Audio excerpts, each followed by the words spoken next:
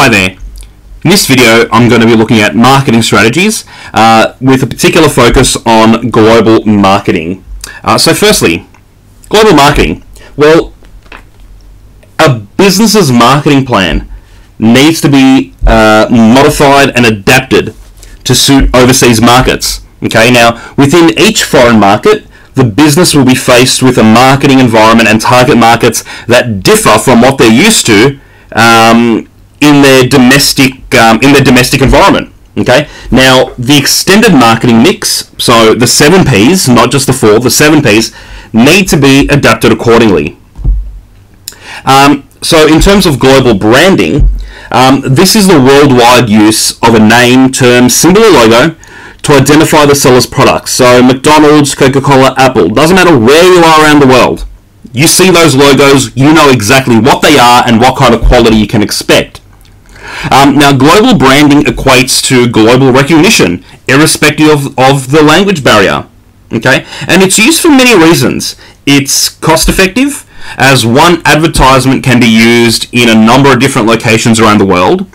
It provides a uniform worldwide image, and the brand name can be linked to new products. So whenever a business decides to bring out a new product, people are already familiar with the brand. Okay, the brand remains even if the product changes for different locations. McDonald's, for example, you can't find McDonald's with beef in India.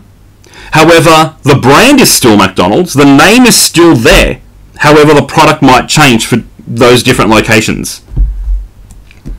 Now, in terms of a standardization, a standardized approach is a global marketing strategy. It assumes the way that the product is used and the needs it satisfies are the same the world over.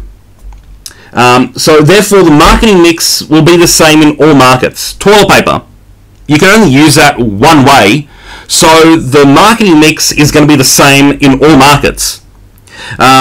Music, you can only listen to music, in one way. You can only use cosmetics in one way. You can only watch a movie in one way. So the marketing mix is going to be the same. Okay. Now this has cost savings for businesses. In terms of customization, customized approach or local approach, for example, is a global marketing strategy that assumes the way a product is used and the needs it satisfies are different than between countries. Okay, so while standardized looked at the needs and the needs was the same, this one here looks at it's different between countries. Okay, this requires the marketing plan to be customized according to the economic, political, and social cultural characteristics of the country. Now, it's possible to have a middle path between standard and customized, which is McDonald's. The service is standardized across the world, but it's customized in terms of what the local ingredients or local customs dictate. Now, in terms of global pricing, this is how businesses coordinate their pricing policy across different countries. Now, a global business can implement one of 3 global pricing strategies. Okay, so customized pricing. So this occurs whenever consumers in different countries are charged different prices for the same product. Okay, so in working out this price, a business needs to take into account costs such as shipping, storage, any taxes. So it might cost more money to ship a product from Australia to America than it costs to ship it from Australia to China. So the same product, but it's going to be charged at different prices because of those different variables. We've also got market-customized pricing. This involves setting the price of a product according to local market conditions.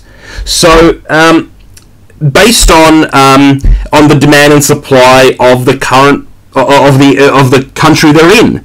So, if they're trying to sell this product in a country where the local market conditions are very strong, they might be able to charge a higher price than in a country where the market conditions are quite poor, so they might charge a lower price there. And then we've got standard worldwide pricing. So it's basically, regardless of where they are around the world, the same price is going to be charged for the product regardless of where they are. Okay, it will only succeed as a strategy if the foreign marketing costs remain low enough not to affect overall costs.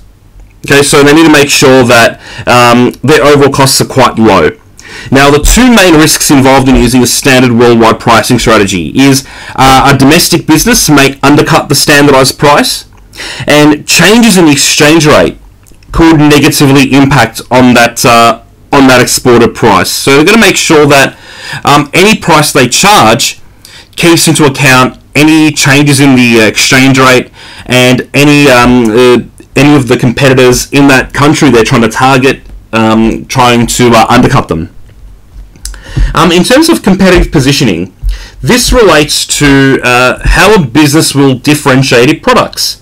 In a nutshell, a business needs to show how its products are better than those of its competitors. Without differentiation, it takes more resources to encourage potential customers to purchase their products. To differentiate successfully, the business should strive to develop product leadership, positive customer relationships, and operational excellence. Ultimately, to develop and maintain a competitive position, businesses must gain a deep understanding of the dynamic environments they're operating in and adapt accordingly. So, I hope this brief video on global marketing has been useful. This is the last video in the marketing unit. Thank you for watching.